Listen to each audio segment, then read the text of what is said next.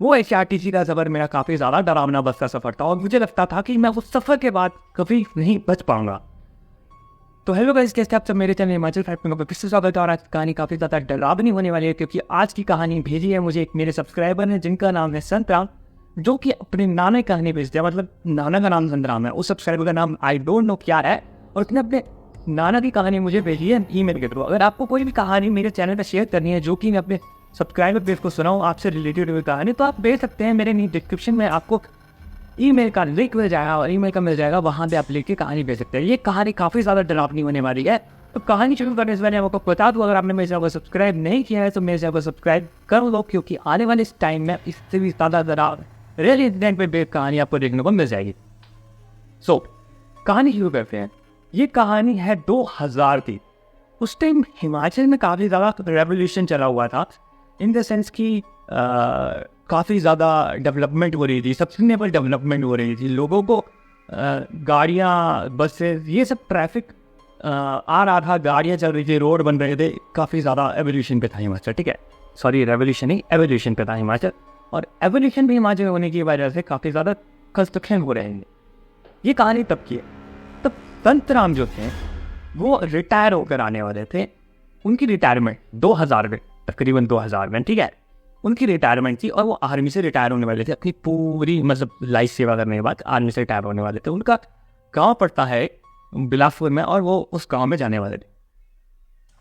क्या हुआ कि उस टाइम बसेस काफ़ी ज़्यादा, एवोल्यूशन के टाइम बसेस काफ़ी ज़्यादा कम चल रही थी, सड़कें बन रही थी, तो बसेस थोड़ी थोड़ी एरिया तक बसेस चलती थी, ठीक है। तो संतराम ने क्या किया, अपनी छुट्टी लेकर आ गए और अपने घर वालों को फोन करते कि हाँ मैं आ रहा हूँ और तुम्हें काम करना, मेरे लिए खाना वगैरह बना के रखना, इस तारीख को मैं घर पहुँच जाऊँगा और तो मुझे जो है मतलब खाना वगैरह दे देना, मैं काफ़ी ज़्यादा थका हुआ होऊंगा। तो उन्होंने बोला कि कोई बात नहीं, हम आपको खाने के लिए दे देंगे, आप आ जाने, यहाँ पे घर में फंक्शन हो रहा है, घर में आप रिटायर भी हो रहे हो, घर में फंक्शन भी है, आप रिटायरमेंट का फंक्शन दे रहे हैं, तो आप आ जाए। संतराम ने बोला ठीक है। अब उस टाइम जो बसें चल रही थी HRTC की, कुछ बसेस तो नई नई आई थी, कुछ बसेस पुरानी थी। पुरानी बस होने के कारण जो कुछ बसेस का इंजन खराब भी हो जाता था, ठीक है। संतराम जिस बस में जा रहे थे वो HRTC की काफ़ी ज़्यादा खटारा बस थी, मतलब काफ़ी ज़्यादा पुरानी बस हो चुकी थी 2000 के टाइम, और वो रुक रुक के ना खटर खटर खटर पटर करके चल रही थी। अब इनको पास कोई ऑप्शन नहीं था, उस बस में बैठ गए, उन्होंने जहाँ जाना था वहाँ की टिकट कटाई, बस चली चली चली। काफ़ी टाइम के बाद बस एक स्टॉप पे आके रुकी, कुछ स्टॉप, 2 स्टॉप पहले रुक गई, मतलब स्टॉपों के बीच में होता है 15 किलोमीटर, 20 किलोमीटर, 30 किलोमीटर आवर, वहाँ पे रुकी और लोग उतरने ना भी ज़्यादा, बस संतराम, बस का कंडक्टर और ड्राइवर बचे हुए थे। चलो जी, और तिरंगा नहीं होने वाला था, शाम 6-7 बज गए थे। अब थोड़ी देर बस रुकी, वहाँ पे चाय नाश्ता वगैरह करने के लिए, ड्राइवर कंडक्टर के लिए रुकी, और बस चलने लग पड़े। मोड़े बदले, नदियाँ आई, वो उन्होंने क्रॉस की, डैम्स आए, वो क्रॉस किए, मतलब लगभग वो घर पहुँचने वाले थे। घर पहुँचने के लिए उनके पास अभी कम से कम 15 किलोमीटर का रास्ता बचा हुआ था। शाम के 8-9 बज चुके थे, शाम के 8-9 बज चुके थे, चल रहा था। एक रास्ता आया खड़ी चढ़ाई, मतलब वहाँ पे चढ़ाई, बिल्कुल ही चढ़ाई होती है, ठीक है, वहाँ पे खड़ा मतलब रास्ता था, और वहाँ पे बस चलने लगी। अब जस्ट से बस चलने लगी, उसका गियर अटक गया। गियर अटकने के कारण वो बस वहाँ पे रुक गई, इंजन खराब हो गया और वहाँ पे रुक गई। ये सब हुआ। तो बस का जो ड्राइवर था वो नीचे उतर के बस को चेक करने लगा, तो उसे पता चला कि जैसे तो ख़राब हो गया। तो उसने क्या किया कि ऊपर हाई जो कमेटी थी उनको फ़ोन किया कि बस का ख़राब हो गया, आप एक काम करो, हमारे पास एक सवारी है, आप बस भेज दो, मतलब आप कोई भी व्हीकल इसके लिए अरेंज कर दो या कुछ कर दो। तो उस टाइम लोग अपने मतलब आपस में ना बड़े बनते थे, तो उन्होंने बोला कोई बात नहीं, हम कर देते, अरेंजमेंट कर देते बस इसका। तो काफ़ी ज़्यादा टाइम हो गया, बस भी नहीं आई कोई, मतलब ऐसा था कि बसेस नहीं आ रही थी। 9:30 10 बज गए, 11 बजने को आए थे। अब क्या हुआ कि उनकी बस जो है संतराम की आ गई, बस आ गई, ठीक है, बस में बैठे हैं, बाकी कंडक्टर ड्राइवर बैठे। अब संतराम स्टॉप पे उतर गए, अपने स्टॉप पे उतर गए। अब उनके स्टॉप से उतर के उन्हें कम से कम 3 किलोमीटर ऊपर जाना पड़ता था, तब जाकर उनका घर आता था। मतलब उस गाँव का इलाका था और पहाड़ी इलाका था, थोड़ा 3 किलोमीटर का घर आता था, और उस 3 किलोमीटर के बाद घर आता था, और रास्ता था थोड़ा जंगल वाला रास्ता था। तो उन्होंने मतलब ऐसे था कि रास्ता क्रॉस करना, अगर उस दिन के टाइम क्रॉस करने को बोलते थे उस रास्ते को। अब उन्होंने सोचा कि रात हो चुकी है, तो क्या कर सकते हैं, अब तो रास्ता तो क्रॉस करना ही पड़ेगा। तो वो क्या देखते हैं कि वो जैसे रास्ता क्रॉस कर रहे हैं तो उन्हें थोड़ी नेगेटिव एनर्जी महसूस होने में, थोड़ा नेगेटिविटी, थोड़ा ठंडा समझ होने लग पड़ा। ठीक है, अब उन्हें डर भी लगने लग पड़ा।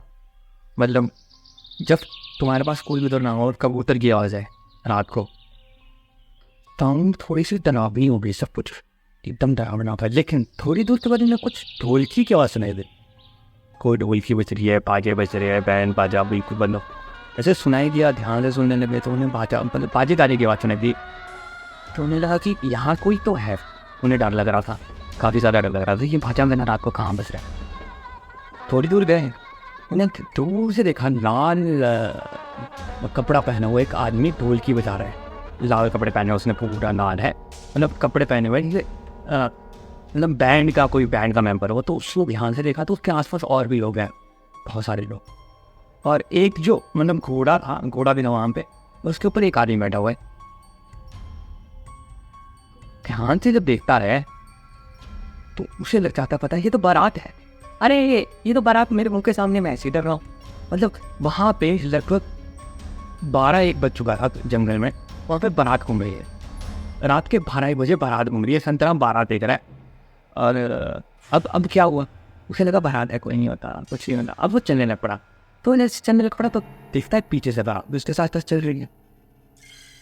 ठीक है भाई, ये इसने कोई भी गाने गाँव जाना हो।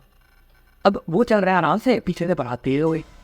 बारात उसको क्रॉस करके निकलने लग पड़ी, आगे जाने लग पड़ी। ठीक है, तो बारात का एक मेंबर बोलता है कि भाई तुम कौन हो?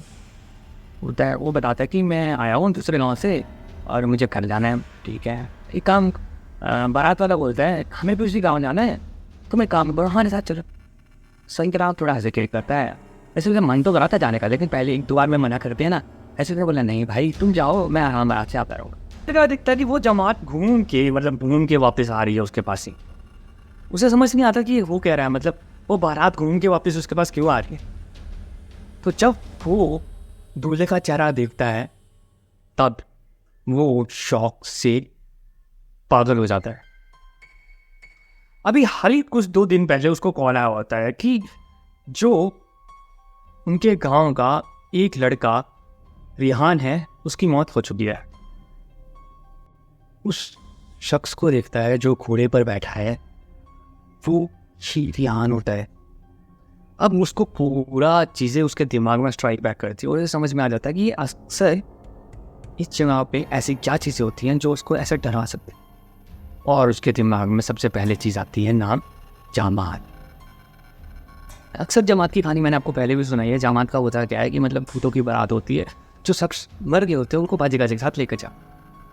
अब वो फिर से उसी का पीछा करती हैं और फिर से वैसे ही आगे जाके घूम के आने लगती है। तब वो क्या करता है, उसे सब पता लग जाता है। चुपके से आखिर जाके पेड़ में पीछे से छुप जाता है। फिर बाजी गाजी की बारात आती है और बातें करने लगती है। वो तो चला गया, उसको साथ लेकर जाना था हमने, वो चला गया, वो बच कैसे गया। सबके बीचों में यह माहौल की बातें हो रही होती है। जो उसके दादा होते हैं लड़के में, वो पीछे छुपे होते हैं, इतना डर गए होते हैं, उनकी फटकी हाथ में आनी होती है।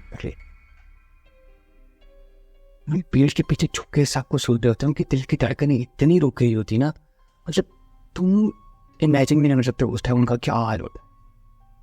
वो लोग चले जा रहे होते हैं। वो जब उसके दादा उनका पीछा करते हैं तो देखते हैं कि वो एक जगह पे जाके गायब हो जा रहे हैं। और उसके बाद नहीं, उनमें से एक औरत पीछे मुड़ के देखती है। तब दादा की धड़कनें बिल्कुल ही तेज़ हो जाती हैं, लेकिन उस औरत को पता नहीं चलता और वो भूत नहीं, मतलब जो भी उस पर शाच नहीं होती उसके साथ उनके साथ चले जाती। ये सब इंसिडेंट होता है। जैसे जैसे करके घर पहुँचते हैं, घर आते ही उनको तेज़ बुखार होने लग पड़ता है। तेज़ बुखार जब उनको होता है, अंदर से उनकी पत्नी जो है बाहर चिल्ला के निकलती है और उनको जो है बोलते हैं कि तुम इतना टाइम कहाँ लगा दे, तुम रह कहाँ गए थे, तुम्हें पता नहीं है इतनी रात को क्या क्या होता है जंगल में, तुम्हारा दिमाग खराब है कि तुम्हें पता नहीं इतने सालों से यहाँ पे रह रहे। तब वो कुछ नहीं बोलते, वो मिठाई का डब्बा उनको पकड़ा देते हैं, बोलते ये ले मिठाई खा, और वो अंदर चले जाते हैं। उनके दिमाग इतना मतलब बर्स्ट होने वाला होता है, उनको पता नहीं होता कि वो क्या करें, मिठाई का डब्बा क्यों दे रहे हैं, जबकि मिठाई का डब्बा तो उस आदमी ने दिया था वो जो जमात में था। जैसी पत्नी मिठाई का डब्बा होती है, पत्नी का चेहरा गुस्से से लाल हो जाता है। वो उनको जोर से डांटती है और बोलती, अगर तुम्हें मिठाई लानी ही थी तो चुपचाप से लेकर आते, ये गोबर डाल के इसमें डब्बे में क्यों लेकर आ रहे हो तुम क्या साबित करना चाहते हो। ये किट किट पिट भी शुरू हो जाती है उनके घर में। चुपचाप से बेड में जाके सो जाते हैं। बुखार आता है काफ़ी ज़्यादा तेज़, और कुछ दिनों के बाद मतलब वो बिल्कुल ठीक हो जाते हैं। कुछ दिनों के बाद बिल्कुल ठीक हो जाते हैं, पर अपने घर वालों को ये बातें नहीं बताते हैं। घर वालों को पता लगती 3 साल के बाद ये बातें कि ऐसा उस दिन हुआ था रिटायरमेंट के बाद, और वो बोलते हैं कि मैं ऐसा नहीं बताना चाहता।